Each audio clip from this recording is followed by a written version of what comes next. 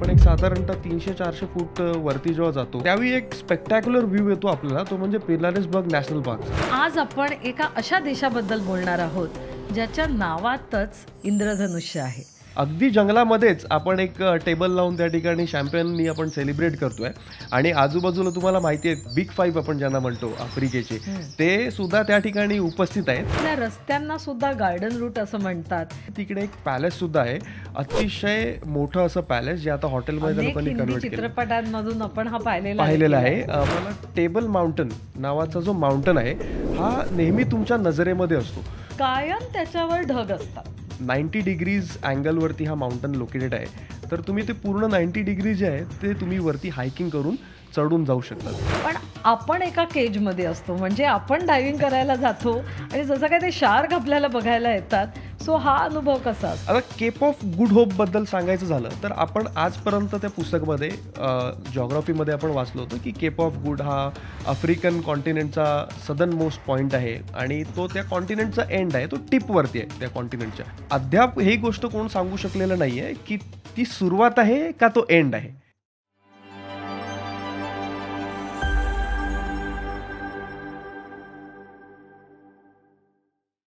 मंडळी नमस्कार.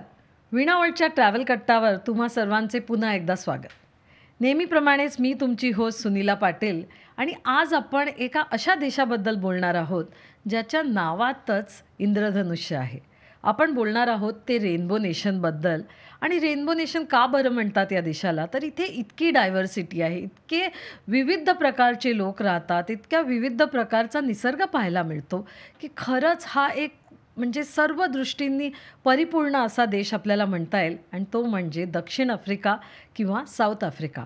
आणि आज याच देशाबद्दल एवढ्यातच तिथे जाऊन आलेला आपला वीणा वर्ल्डचा टूर मॅनेजर सागर चाचड हा माझ्याबरोबर आहे. सो सागर नमस्कार. नमस्कार ताई. सागर, तू हल्लीच दक्षिण आफ्रिकेला भेट देऊन आलास. हा देश इतका सुंदर आहे सागर की इथल्या रस्त्यांना सुद्धा गार्डन रूट असं म्हणतात.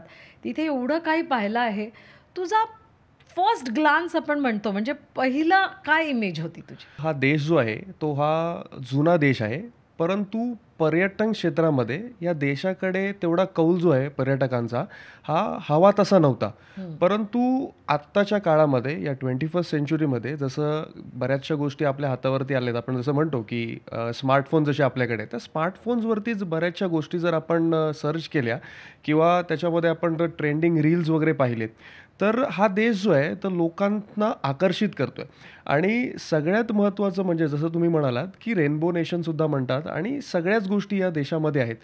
तर सगळ्यात जास्त आकर्षित करणारा म्हणजे हा देश जो आहे तो ॲडव्हेंचर्स लवर जर तुम्ही असाल तर हे पंढरपूरच आहे तुमच्यासाठी. ॲडव्हेंचर लवरसाठी इतक्या गोष्टी आहेत त्या देशामध्ये की साऊथ आफ्रिका, आपण आजपर्यंत हे नाव ऐकल्यानंतर आपल्याला फक्त वाटत होतं की प्राणीच आहेत बघायला, पण तशी गोष्ट नाही आहे. बऱ्याचशा गोष्टी ज्या आहेत त्या साऊथ आफ्रिकामध्ये ॲडव्हेंचर लवर्ससाठी दडलेल्या आहेत.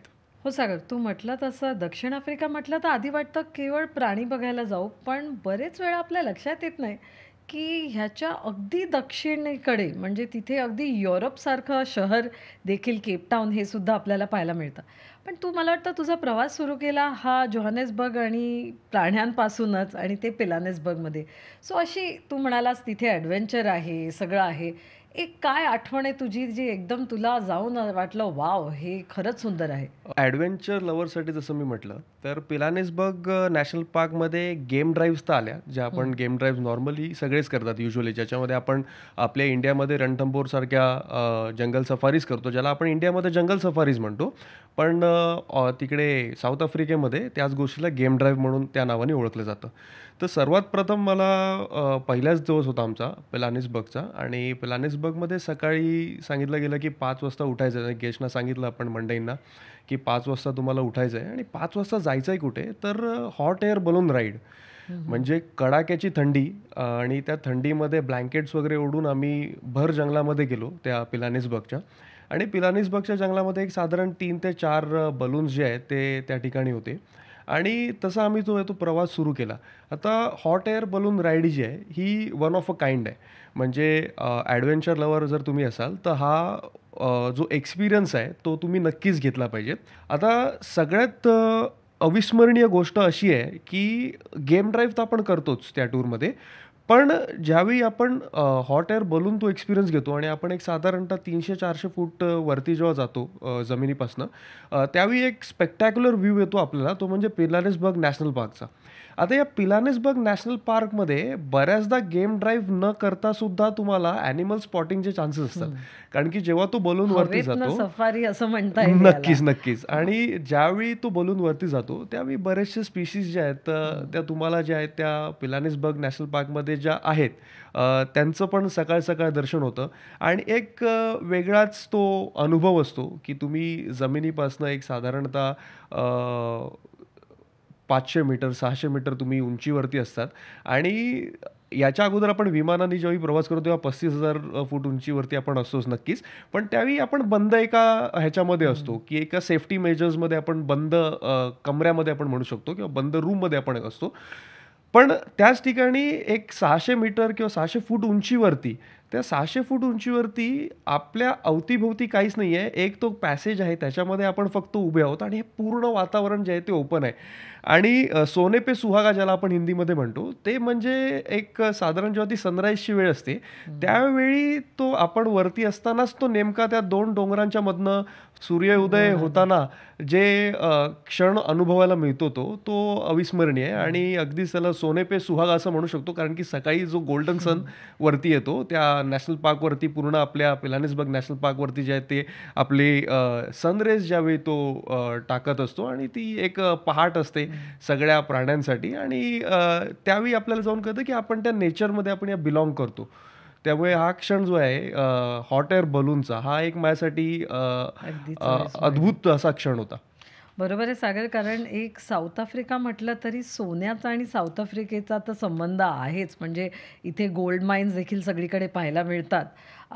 असं हे साऊथ आफ्रिका, असं हे दक्षिण आफ्रिका. आणि तू म्हणालास तसं मला आता असं दिसलं, कारण मला आठवलं जेव्हा मी केनियामध्ये होते आणि आपण मसाई माराला जातो आणि जेव्हा विमानाने जातो, तर आपण एक छोट्या फ्लाईट्स असतात आणि त्या लँड होताना देखील हे प्राणी पाहता येतात. पण तू म्हणालास तसं त्यात विमान शेवटी बंद असतं. हवेत एक तरंगण्याचा जो अनुभव आहे तो नक्कीच हॉट एअर बलूनमधून घेतला पाहिजे.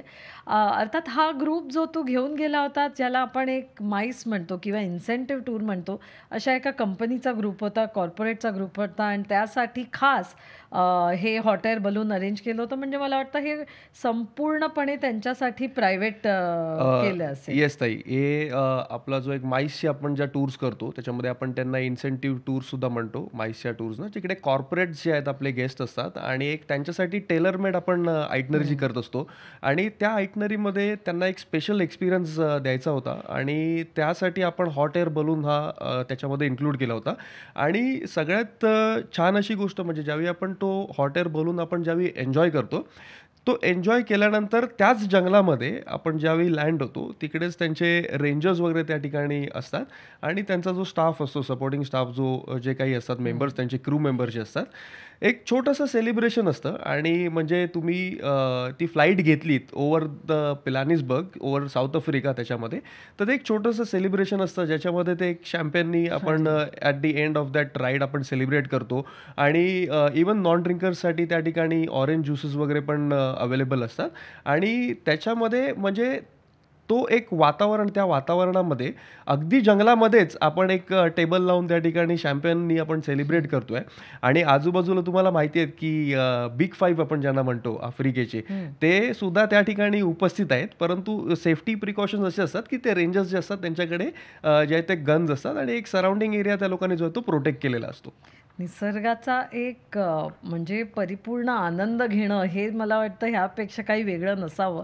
आणि तू बिग फायचा उल्लेख केला, तर सागर थोडक्यात एक सांग की बिग फाईव्ह म्हणजे नक्की काय? म्हणजे आपण जेव्हा या सफारीवर जातो, प्रत्येकाचा एक एक ध्येय असतं की मला आज हे बिग फाईव्ह दिसले पाहिजेत किंवा बहुतेक वेळा मी पाहिले एका दिवसात नाही, पण एक 2-3 दिवसात तरी जवळ सगळे प्राणी दिसतात, कारण तिकडे एवढे प्राणी आहेतच मुळात. पण बिग फाईव्ह म्हणजे काय? इंडियामध्ये जर पाहिलं तर जिम कॉर्बेट आहे, रणथंबोर आहे, ताडोबा आहे. तर या ठिकाणी जो आपण ॲज अ व्हिजिटर जातो ती सफारी एन्जॉय करण्यासाठी, तर आपलं पहिलं ध्येय असतं की आपल्याला वाघ जो वाघ आहे तो दिसला दिसला पाहिजे. पाहिजे. तसंच आफ्रिकेमध्ये बिग फाईव्ह कशाला म्हणतात आणि हे बिग फाईव्ह हे नाव आलं कुठनं? तर आफ्रिकेच्या म्हणजे ट्रेडिशन्समध्ये तुम्ही पाहाल जर त्यांचे एन्शंट रिच्युअल्स जे आहेत त्यावेळी जे हंटिंग करायचे, तर हंटिंग करताना 5 प्राणी जे होते त्या जंगलामध्ये हे अतिशय डिफिकल्ट होते त्यांना हंट करणं.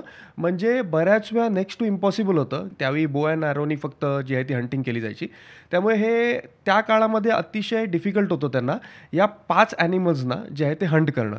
त्यामुळे याचा उल्लेख बिग 5 म्हणून असा केला जातो आफ्रिकामध्ये बिकॉज दे वर डिफिकल्ट टू हंट डाऊन. आणि त्या बिग 5मध्ये कोण येतात? पहिला म्हणजे आफ्रिकन तुमचा एलिफंट येतो. त्याच्यामध्ये सेकंड म्हणजे आपण ज्याला म्हणतो की जंगलाचा राजा, तो म्हणजे लायन. त्याच्यानंतर लेपर्ड जे फारच चतुर असतात आणि कॅमोफ्लॅज करण्यामध्ये त्यांचा एक आर्ट असतो. तसंच वाईल्ड जे बफेलोज आहेत आफ्रिकाचे हे सगळ्यात डेंजरस स्पीसीज आहेत ते. आणि त्याचबरोबर जो आहे तो सिंगल हॉर्न रायनो जो आहे तो आफ्रिकेचा बिग 5मध्ये येतो. ते असे हे जे 5 ॲनिमल्स आहेत जे हंट करण्यासाठी अतिशय कठीण आहेत त्यांना जे आहे ते बिग 5मध्ये आफ्रिकेने जे आहे ते ठेवलेलं आहे. आणि इकडे मी आवर्जून सांगेन की ग्रुप जो होता आपला, तर हे आपले जे गेस्ट होते ते अतिशय लकी होते कारण की आम्ही 2 गेम ड्राईव्हज केले. तर पहिल्या गेम ड्राईव्हमध्ये आम्ही म्हणजे क्षण असा होता की अतिशय नॅशनल जॉग्राफीमध्ये आपण जसं बघतो, नॅशनल जॉग्राफी चॅनल किंवा डिस्कव्हरीवरती आपण जसे बघतो की आफ्रिकेमध्ये दाखवत आहेत झेब्राज तिकडे पाणी पित आहेत लेकवरती आणि पाणी पित असताना एक लायनचा जो पूर्ण त्यांचा एक ग्रुप आहे तो ते झेब्राज हंट करण्यासाठी कसे टॅक्टिक्स वापरतोय गुरिला वॉरफेअर. आणि हे अतिशय जवळनं म्हणजे जणू काय आमच्या समोर ती डिस्कव्हरीची स्क्रिप्टच चालू होती. म्हणजे एका ठिकाणनं ते लायन्स येत आहेत आणि एका ठिकाणी झेब्राज जे आहेत ते पाणी पित आहेत आणि हा पूर्ण जो थ्रिलिंग एक्सपिरियन्स होता तो आपल्या गेस्टना अनुभवायला मिळाला पहिल्या सफारीमध्ये. आणि ज्यावेळी आपण सेकंड सफारी केली त्या सेकंड सफारीमध्ये ही बिग 5ची जी एक लिस्ट होती ती आपली पूर्ण टिक ऑफ झाली. त्याच्यामध्ये आपण लेपर्डसुद्धा स्पॉट केला, त्याच्यामध्ये आपण बफेलोसुद्धा बघितली, वाईल्ड बफेलो जी आहे आफ्रिकेची तीसुद्धा बघितली आणि राहिनो तर आपल्याला दिसलंच होता. त्यामुळे जी एक सॅटिस्फॅक्शन होतं की त्या पिलानेसबर्ग नॅशनल पार्कमध्ये आपण 2 गेम ड्राईव्ह ज्या केल्या, पण त्या गेम ड्राईव्ह ज्या आहेत त्या सत्कारणी लागल्या आणि त्याच्यामध्ये बिग 5 जे होतं आफ्रिकेचे ते आपण टिक केले आहेत. पण हा नशिबाचाच भाग आहे शेवटी. त्यामुळे तिकडे गेल्यानंतर अतिशय छान असं नशीब जे आहे ते आपल्या गेस्टचं होतं आणि बिग 5 जे आहे ते स्पॉट झाले आपल्याला.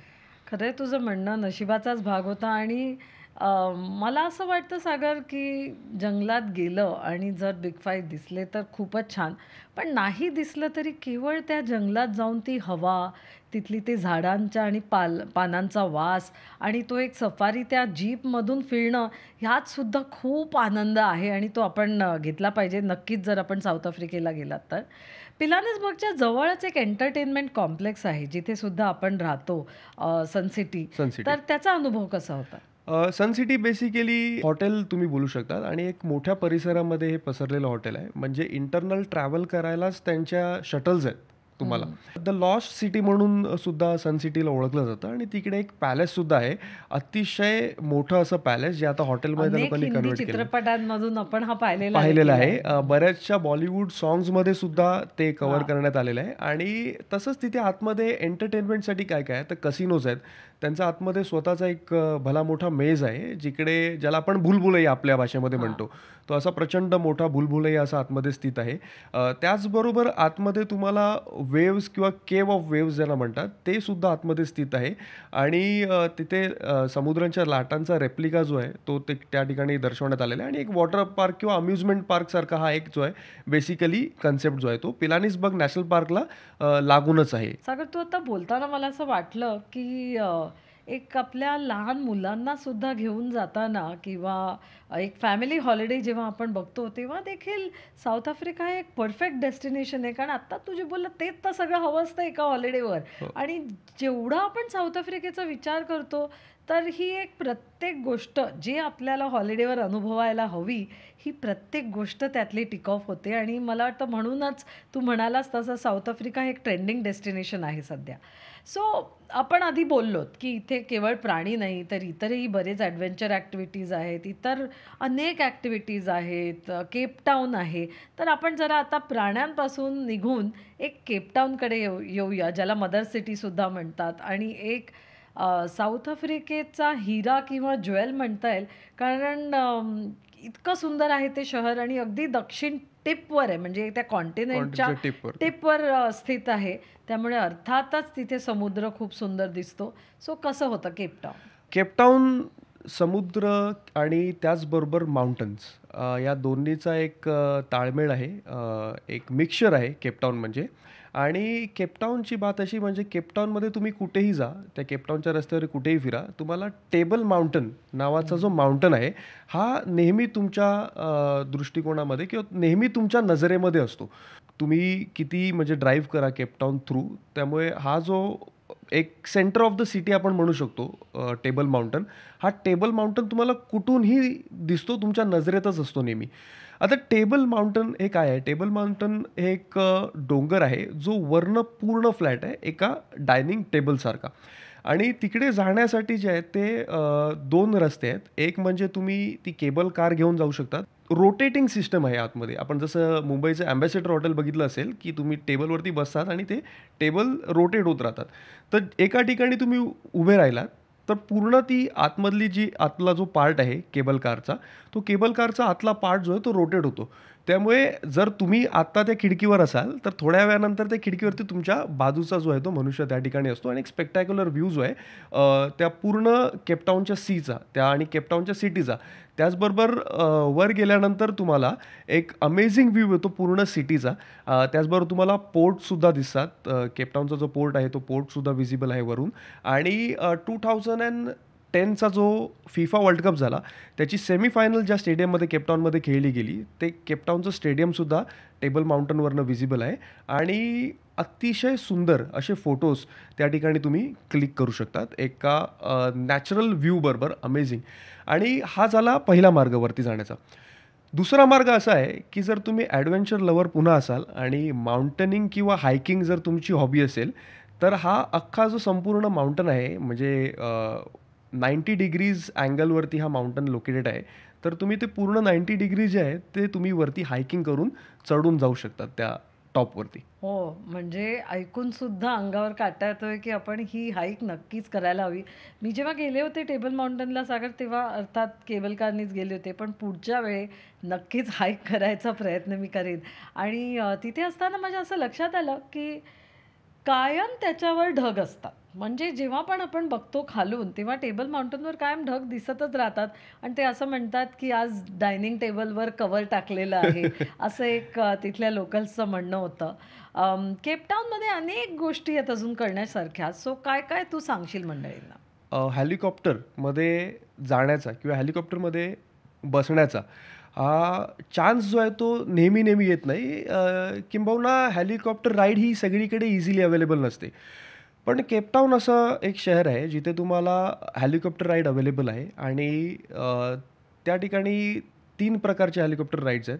त्या मिनिटावरती डिपेंडेड असतात. एक 12 मिनिटाची हेलिकॉप्टर राईड आहे, एक आहे अर्ध्या तासाची आणि एक आहे 1 तासाची. आता 12 मिनिटाची जी हेलिकॉप्टर राईड आहे, ती राईड तुम्हाला पूर्ण कोस्टल एरिया जो आहे, तो केपटाऊनचा हा पूर्ण घेऊन जाते आणि एक छानसा टर्न मारून तुम्हाला पुन्हा त्या ठिकाणी आणून जी आहे ती ठेवते.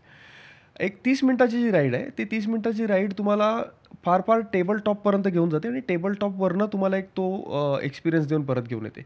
आता जी 1 तासाची राईड आहे, ती 1 तासाची राईड हा पूर्ण केपटाऊन जी सिटी आहे, त्या पूर्ण केपटाऊनच्या सिटीच्या एरोस्पेसमध्ये तुम्ही असतात आणि एक एरियल व्ह्यू जो आहे तो केपटाऊनच्या सिटीचा घेतात आणि ऑब्व्हियसली त्याच्यामध्ये टेबल माउंटनसुद्धा त्याच्यामध्ये तुम्ही कव्हर करतात. आता आपण या टूरमध्ये जी केली होती राईड, ती आपली 12 मिनिटाची राईड होती आणि एक अमेझिंग एक्सपिरियन्स होता. पण ज्यावेळी आपण वरती जातो, त्यामुळे हा अनुभव जो आहे, ते बऱ्याच आपल्या दर्शकांना असं सुद्धा वाटत असेल किंवा प्रेक्षकांना असं वाटत असेल, की हेलिकॉप्टर राईड आणि एरोप्लेनमध्ये काय फरक आहे? म्हणजे प्लेननी तर आपण ट्रॅव्हल करतोच. आपण प्लेनमध्ये सुद्धा आकाशातच असतो आणि हेलिकॉप्टरमध्ये पण आकाशात असतो. तर एक फरक असा आहे त्याच्यामध्ये, की हेलिकॉप्टर जेव्हा ते चॉपर उडतं ना, त्यावेळी तुम्ही कनेक्टेड असतात थ्रूली त्या मशीनबरोबर. म्हणजे बऱ्याचदा फ्लाईटमध्ये आपण ज्यावेळी ट्रॅव्हल करतो, त्यावेळी एका सर्टन पॉइंटनंतर आपण जे आहे ते एक नॅप छोटासा आपण घेतो. पण हेलिकॉप्टरमध्ये ना तुम्ही नेहमी ऑन युअर टोज असतात. कारण की एक एरियल व्ह्यू तुम्हाला पूर्ण ओपन असतं. त्या ग्लासमधनं तुम्हाला तुमची लेफ्ट, राईट सगळं जे आहे ते ओपनली दिसत असतं. आणि त्याचबरोबर तुम्ही एवढ्या पण हाय अल्टिट्यूडवरती फ्लाय करत नाहीत, जिकडनं तुम्हाला जमीन दिसत नाही.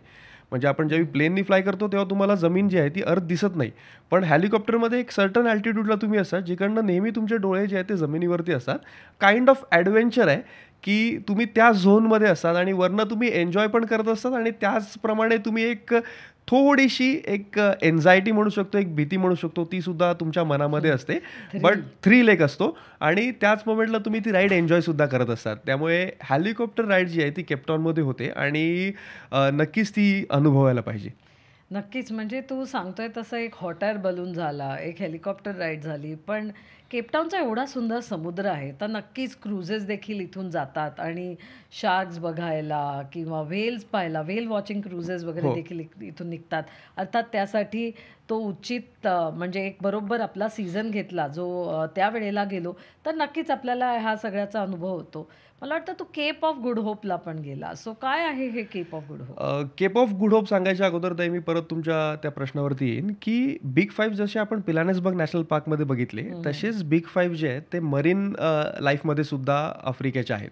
आणि ते बिग फाईव्ह म्हणजे ते तुमची मरीन 5 मला मरीन वाटतं फाईव्ह म्हणतात त्याला त्याला. म्हणतात त्याच्यामध्ये. आणि तेच तुमचे वेल, त्याच्यामध्ये शार्क्स, तुमचे पेंग्विन्स आहेत, डॉल्फिन्स आणि आणि फर सील्स मला वाटतं. सील्स आहेत तुमचे त्याच्यामध्ये. सो असे हे जे 5 आहेत, मरीन 5 सुद्धा आफ्रिकेमध्ये आहेत. आणि जसं आपण हवेत होतो, म्हणजे आता 2 ॲक्टिव्हिटीजमध्ये आपण हवेत होतो, म्हणजे हॉट एअर बलूनमध्ये तुमच्या आणि इव्हन तुमच्या हेलिकॉप्टर राईडमध्ये. तसंच जर काही लोकांना अंडर द सी जायचं असेल, म्हणजे इंटू द मरीन जायचं असेल आणि त्यांना जर सी लाईफ जी आहे ती पाहायची असेल, तर हा एक चान्स त्यांच्यासाठी तिकडे असतो, की अशा सुद्धा ॲक्टिव्हिटीज ज्या आहेत त्या त्या ठिकाणी उपलब्ध आहेत. आता केप ऑफ गुड होपबद्दल सांगायचं झालं तर आपण आजपर्यंत त्या पुस्तकामध्ये जिओग्राफीमध्ये आपण वाचलं होतं, की केप ऑफ गुड हा आफ्रिकन कॉन्टिनेंटचा सदर्न मोस्ट पॉईंट आहे आणि तो त्या कॉन्टिनेंटचा एंड आहे, तो टिपवरती आहे त्या कॉन्टिनेंटच्या. आजच्या तारखेला आपण केप ऑफ गुड होपला गेल्यानंतर हा आफ्रिकन टिपचा सदर्न मोस्ट पॉईंट किंवा आफ्रिकन टिपचा आपण एंड म्हणू शकतो. आफ्रिकन कॉन्टिनेंटचा हा एंड पॉईंट आपण म्हणू शकतो. तिथे गेल्यानंतर एका बाजूला माउंटन्स आणि एका बाजूला ओपन लँड आहे आणि त्याचबरोबर समुद्राची जी आहे ती सुरुवात होते. अद्याप ही गोष्ट कोण सांगू शकलेलं नाही आहे, की ती सुरुवात आहे का तो एंड आहे? तो हा प्रश्न अजून तसाच आहे. परंतु तिथे गेल्यानंतर सगळ्यात आवडती गोष्ट पर्यटकांची अशी असते, की केप ऑफ गुड होपचा एक तिकडे बोर्ड आहे आणि त्या बोर्डबरोबर त्याच्यावरती त्याचे जिओ कोऑर्डिनेट्स जे आहेत त्या बोर्डचे लिहिलेले आहेत आणि त्या बोर्डबरोबर आपला एक फोटो काढायचा, की आफ्रिकन कॉन्टिनेंटच्या आपण एंड पॉइंट किंवा सुरुवातीचा पॉइंट जसं मी म्हटलं, त्या पॉइंटला आपण जे आहे ते होतो आणि तिकडनं जे आहे ते अँटार्क्टिका त्या ठिकाणी चालू होत असतं. हो, आता तू सांगितलं तसं म्हणजे एक केप ऑफ गुड होपला गेलं, की एक दक्षिण दक्षिण खंडाच्या एक सदर्न मोस्ट टिपला जाण्याचा एक आनंद मिळतो. जसे आपली जी मंडळी आहेत, ज्यांनी अँटार्क्टिका आणि आर्क्टिकच्या देखील क्रुझेस केल्या, त्यात त्यांनी अँटार्क्टिकाचा अँटार्क्टिक सर्कल आणि आर्क्टिक रिजनमध्ये आर्क्टिक सर्कलच्याही पलीकडे ते गेलेत. आपल्या स्कॅन्डिनेव्हिया टूर्समध्ये देखील आपण उत्तरेकडच्या नॉर्दर्न मोस्ट टिपला जातो. तसंच हे साऊथ आफ्रिकेत आता आपण सगळ्यात सदर्न मोस्ट टिपला आलेलो आहे आणि बऱ्याच लोकांची एक बकेट लिस्ट असते, की आपण एक northern most, southern most, east, west अशा ह्या म्हणजे मॅपवरच्या ठिकाणी नक्कीच भेट द्यावी आणि साऊथ आफ्रिकेत ही इच्छा पूर्ण होते. हे ऐकून देखील बरं वाटतंय. तू एक सांगितलंस मगाशी ते म्हणजे मरीन 5 आणि हे सगळेच साऊथ आफ्रिकेत अर्थात मरीन 5 ह्या कॉन्सेप्टचा निर्माण झाला आणि त्यातले सगळेच प्राणी इथे पाहायला मिळतात.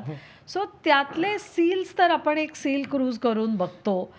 पण पेंग्विन्स आणि शार्क्स हे देखील आपल्याला साऊथ आफ्रिकेत पाहता येतात. म्हणजे पेंग्विन्सना मला वाटतं आपण पेंग्विन कॉलनीला भेट देतो. Yes. So penguin colony basically आत्ता त्या लोकांनी हे रिनोव्हेशन वगैरे केलेलं आहे. मला वाटतं गेल्या एक 5 ते 10 वर्षामध्ये. परंतु त्याच्या अगोदर हा बीच होता आणि त्या बीचवरती जे आहे ते पेंग्विन्स सीमधनं त्या बीचवरती राहण्यासाठी येत असत. सो ज्यावेळी हे पेंग्विन येत असत त्यावेळी पर्यटकसुद्धा त्या ठिकाणी असून त्या पेंग्विन्सना ते कुठेतरी एक धोका होता पर्यटकांपासून, कारण की त्यांच्या मेटिंगसाठी वगैरे ते बीचवरती यायचे. त्यावेळी या इकडच्या लोकल ऑथॉरिटीजनी किंवा ॲडमिनिस्ट्रेशननी असा एक डिसिजन घेतला, की आपण हे पेंग्विन्स किंवा तो जो शोर आहे बीचेस जे आहेत ते आपण पेंग्विन्ससाठी थोडं कन्स्ट्रक्शन आपण थोडंफार करूया, ज्या ठिकाणी म्हणजे माणसाला सुद्धा, मनुष्याला सुद्धा व्यवस्थित वावरता येईल, त्यांचा पेंग्विन्सना त्रास होणार नाही आणि पेंग्विन्सना मनुष्याचा त्रास होणार नाही. या आयडिओलॉजी मागे पेंग्विन कॉलनी याचं निर्माण करण्यात आलं आणि पेंग्विन कॉलनीमध्ये त्या लोकांनी असा एक वुडन ब्रिज बनवला आणि त्या शोरवरतीच ब्रिज बनवला गेला, जिकडनं आपण त्या ब्रिजवरती उभं राहून पेंग्विन्सना वावरताना पाहू शकतो आणि एक असा डिस्टन्स असा ठेवण्यात आला आहे त्या ब्रिजमध्ये की पेंग्विन्स जे आहेत ते वरती चढून येऊ शकत नाहीत. आणि आपण जर अँटार्क्टिकाचे वगैरे पेंग्विन्स पाहिले असतील, आपण टी व्हीवरती वगैरे जेव्हा पाहतो आणि आपण इवन आपल्या टूर्ससुद्धा आहेत अँटार्क्टिकाच्या, त्या टूर्समध्ये जेव्हा आपण पेंग्विन पाहतो तर अँटार्क्टिकाची पेंग्विनची जी स्पीशीज आहे ना ती थोडी वेगळी आहे. बर्फामध्ये राहणारी ते पेंग्विन्स आहेत आणि ते थोडे हाईटला उंच असतात, हेल्दी असतात. पण साऊथ आफ्रिकेचे हे समुद्रामध्ये राहणारे जे पेंग्विन्स आहेत ते तसे नसतात, हे अगदीच छोटे असतात हाईटला. आणि त्याचबरोबर हे अर्धा वेळ जे आहे ते मोस्टली बीचेसवरतीच तुम्हाला पाहायला मिळतात. म्हणजे फार समुद्रामध्ये फार कमी वेळ ते घालवतात, घालवत नाही असं नाही, पण फार कमी वेळ ते समुद्रामध्ये असतात. सो अशी एक ही स्पीशीज तुम्हाला पेंग्विन कॉलनीमधनं पाहायला मिळते. आणि पेंग्विन कॉलनी असं पाहायला गेले तर तुम्ही साऊथ आफ्रिकेच्या शोरवरती ज्यावेळी जातात तर सील्स आणि पेंग्विन्स जे आहेत ते इझिली तुम्हाला व्हिजिबल असतात. परंतु पेंग्विन कॉलनीमध्ये एक असं ठिकाण आहे ते की जिकडे सर्वात जास्त पेंग्विन्स तुम्हाला पाहायला मिळतात. नाही, नक्कीच. आणि तू म्हणाला तसं मला वाटतं प्राण्यांना सुद्धा इथलं निसर्ग सौंदर्य एवढं आवडतं की त्यांनी त्याचं स्वतःचं घर करून ठेवलं इथे. पेंग्विन्स पाहायला एक गोष्ट आता नक्की आहे की ते दक्षिण खंडातच दिसतात. त्यामुळे फिलिप आयलंड ऑस्ट्रेलियामध्ये किंवा साऊथ आफ्रिकेत, आता केपटाऊनला, आणि अर्थातच अँटार्क्टिकाला गेलं तर वेगवेगळे प्रकारचे पेंग्विन्स दिसतातच. पण एक एक ओढ असते आपल्याला, कारण फारच गोड दिसतात हे प्राणी, आणि त्यांना नक्कीच बघायला आपण इथे जावं. पण सागर, इथे शार्क्स देखील बघता येतात आणि इथे मला फार गंमत वाटली जेव्हा मी ऐकलं की त्याला शार्क केज डायव्हिंग म्हणतात.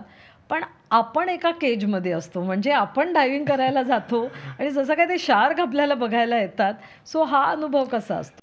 That is the right way to watch wild animals असं मी म्हणेन, की आपण स्वतःला पिंजऱ्यामध्ये ठेवून आपण त्यांना पाहायचं असतं. सो शार्क डायव्हिंग जे आहे ते बेसिकली कन्सेप्ट असं आहे की जे काही तुमचे त्याच्यामध्ये ऑक्सिजन सिलेंडर्स असतात किंवा प्रॉपर गेअर जे असतात डायव्हिंगचे, ते प्रॉपर गेअर्सनी तुम्हाला इक्विप्ड करून जे आहे ते एका केजमध्ये ठेवलं जातं आणि एका पॉईंटपर्यंत ती बोट तुम्हाला घेऊन जाते आणि मग त्या केजमध्ये तुम्ही बसता. आणि केजमध्ये बसल्यानंतर तुम्ही पार समुद्रामध्ये आतमध्ये असतात आणि तुमच्या अवतीभोवती जे आहेत ते शार्क्स त्या ठिकाणी वावरत असतात. आणि त्याचवेळी तुम्ही त्यांचे फोटोसुद्धा क्लिक करू शकतात, तुम्ही त्याच्याबरोबरसुद्धा फोटो क्लिक करू शकतात. आणि मला वाटतं की हे शार्क्स जे आहेत ते आता त्यांच्यासाठी ही काही नवीन गोष्ट नाही, की त्यांनाही माहिती आहे की आपल्याला पाहण्यासाठी जे आहे ते पर्यटक येत असतात. असं कुठेतरी त्यांनासुद्धा ही गोष्ट कळली असावी. ते छान तुमच्या केसच्या बाजूला येतात. तुम्हाला ते आपलं निसर्गाचं जे बनवलेलं रूप आहे, जे मनुष्यापेक्षा बलवान आणि एक निसर्गाची आपण ज्याला म्हणू शकतो की एक कमाल आहे, ती पाहायला आपल्याला मिळते. आणि ती पाहिल्यानंतर एक थ्रिल त्याच्यामध्ये असतोच, कारण की आपण जेवढे पण शार्कचे व्हिडिओज किंवा असं बघितलं आहे, ते हंटिंग करताना वगैरेचे व्हिडिओज बघितलेले असते. आणि बॅक ऑफ द माइंड तुमच्या ती गोष्ट असते, पण तुम्ही या ठिकाणी सेफ असतात, कारण की तुम्ही त्या केजमध्ये जे आहे ते तुम्ही असतात. त्यामुळे हा पण एक लाईफटाईम एक्सपिरियन्स मी म्हणू शकतो, की केज डायव्हिंग किंवा शार्क केज डायव्हिंग ज्याला म्हणतात, तो नक्कीच. आणि आफ्रिकेत करायला मिळतो. त्याबरोबर जर व्हेल वॉचिंग आणि इतर गोष्टी आपण केल्या तर एक बिग फाईट्स नाही पण मरीन फाईट बघण्याचा देखील आनंद आपल्याला मिळू शकतो. मी ना सागर, जेव्हा मागच्या वेळी दक्षिण आफ्रिकेला गेले होते तर कामासाठी गेले होते अर्थात, आणि तेव्हा मी डर्बनला पोचले होते आणि तिथे मला एक वेगळंच काहीतरी खायला मिळालं आणि त्याचं नाव आहे बनी चाव. सो बनी चाव म्हणजे काय, तर एक पाव असतो, ते पाव कोरलेलं आहे आणि त्याच्या आत करी घालतात, म्हणजे ती चिकन करी असेल, मटन करी किंवा एक अगदी व्हेज करी देखील, आणि त्याला एक बनी चाव असं म्हणतात. आणि त्यांचं म्हणणं आहे की हे एक इंडियन साऊथ आफ्रिकन डिश आहे. म्हणजे जेव्हा आपले बनिया लोक तिथे गेले होते आणि त्यांना करी खायची, एक रस्सा आपण जो म्हणतो, ते ते त्याची हौस होती. पण तो न्यायचा कसा इथून तिथे, कारण काहीच भांडी नव्हती त्यांच्याकडे, तर त्यांनी ही युक्ती शोधून काढली की एक पाव घेऊया, पावातलं सगळं आतलं काढूया, त्याच्यातच आपण हे भरूया, आणि आज तो एक फास्ट फूडचा आयटम झाला आहे साऊथ आफ्रिकेत. सो नक्कीच तुम्हाला बनी चाव कुठे खायला मिळेल तर जरूर त्याचा आनंद घ्या. पण मला सांग, केपटाऊनमध्ये तुला काही असे वेगळे रेस्टॉरंटचे अनुभव होते का जिथे एंटरटेनमेंट देखील होतं? म्हणजे आपण मगाशी सनसिटीबद्दल बोललो. अर्थात तिथे कसिनो आहे, एंटरटेनमेंट आहे, अनेक गोष्टी आहेत. पण तसं केपटाऊनमध्ये देखील अनेक समुद्राच्या काठची रेस्टॉरंट्स आहेत. फिश खूप खायला मिळतं तिथे. व्हेजिटेरियन आयटम्स देखील भरपूर आहेत. पण एक एंटरटेनमेंट कम डायनिंग अशा काही गोष्टी तुला दिसल्या का?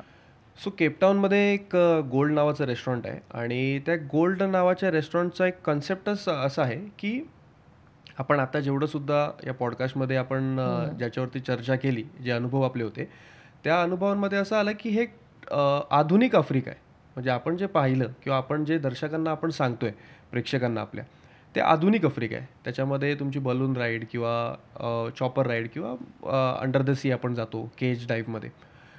आता केपटाऊनमधल्या या गोल्ड रेस्टॉरंटचं एक असा कन्सेप्ट आहे की ते ट्रायबल आफ्रिका किंवा जो एन्शंट आफ्रिका आहे, त्यांचं ट्रेडिशनल आफ्रिका आपण ज्यावेळी म्हणतो, त्यावेळी एक धून आणि त्यांची एक लय जी असते किंवा कॉंगो हं. ड्रम्स जे आहेत ते आपल्या डोळ्यासमोर येतात किंवा मोठ्या त्यांच्या ज्या वुडन ह्याच्यानी बनवलेल्या किंवा त्यावेळी ॲनिमलच्या बोन्सनी वगैरे बनवलेले जे इन्स्ट्रुमेंट्स आहेत, ते आपल्या डोळ्यासमोर येतात.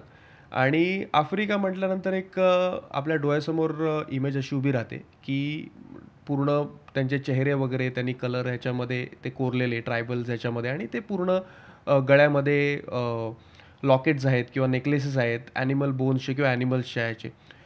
सो हा कन्सेप्ट गोल्ड रेस्टॉरंटचा असाच आहे की एक ट्रायबल आफ्रिकामध्ये ते तुम्हाला त्या 3 तासासाठी घेऊन जातात तुमच्या डिनरमध्ये.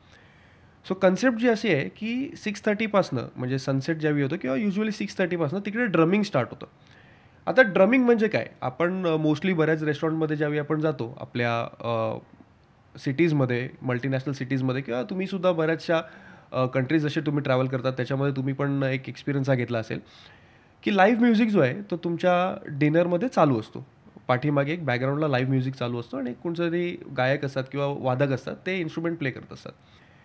इकडचा कन्सेप्ट थोडा वेगळा आहे. इथे ज्यावेळी तुम्ही जेवायला जातात, त्यावेळी 6:30 वाजता आपण का जातो? तर ते ड्रम्स जे आहेत ना काँगो, ते काँगो ड्रम्स जे आहेत ते तुम्हाला दिले जातात. ट्रेडिशनल आफ्रिकन ड्रम जो आहे, तो प्रत्येकाला दिला जातो. त्या रेस्टॉरंटमध्ये जेवढी लोकं येतात तेवढी. आणि स्टेजवरती त्यांचे आर्टिस्ट जे असतात, ते तुम्हाला शिकवतात, की तो कसा प्ले करायचा. आणि ॲट अ टाईम त्या रेस्टॉरंटची कॅपॅसिटी एक साधारण 100 ते 120 लोकांची आहे आणि 100 ते 120 लोकं त्या रेस्टॉरंटमध्ये असतात आणि तो आर्टिस्ट जो आहे तो वरती परफॉर्म करतो. आधी ते दाखवतात की कसं हे केलं जातं, कसं वाजवलं जातं, ती धून काय, ती लय काय आणि त्याच्यानंतर ते तुम्हाला सांगतात की तुम्ही जॉइन करा. आता ज्यावेळी तुम्ही जॉइन करतात, त्यावेळी इमॅजिन एक ड्रम आधी प्ले होत असतो. तो त्या आर्टिस्टचा असतो, तो शिकवत असतो. त्यानंतर एक साधारण 100 ते 120 ढोल ते काँगो जे आहेत, ड्रम्स जे आहेत, ते एका वेळेला वाजत असतात आणि ती एनर्जी लेव्हल जी आहे ना, ती डिफरंट असते. आता हे झाल्यानंतर तिकडे त्या लेडीज असतात, त्या आर्टिस्ट असतात. त्या जो एक पॉवर पॅक्ड परफॉर्मन्स देतात, हं. की Africa is non for the power. म्हणजे बिग फाईव्हचा आपण जो उल्लेख केला, हे प्रत्येक बिग फाईव्हची त्याची क्षमता आहे आणि आफ्रिकन कॉन्टिनेंटला सुद्धा असं म्हणतात, की powerful people come from there किंवा त्यांचा जास्त स्टॅमिनाज असतो कुठची गोष्ट करताना. सो हा स्टॅमिना आणि ही आफ्रिकेची एक ओळख तुम्हाला त्या ड्रमिंग रेस्टॉरंटमध्ये किंवा गोल्ड रेस्टॉरंटमध्ये मिळते. कारण की तो परफॉर्मन्स जो करतात, तो परफॉर्मन्स हार्डली 3 ते 4 मिनिटाचा परफॉर्मन्स असतो. पण तो एवढा पॉवर पॅक परफॉर्मन्स असतो, की आपण बसूनच आपल्याला तिकडे दम लागतो.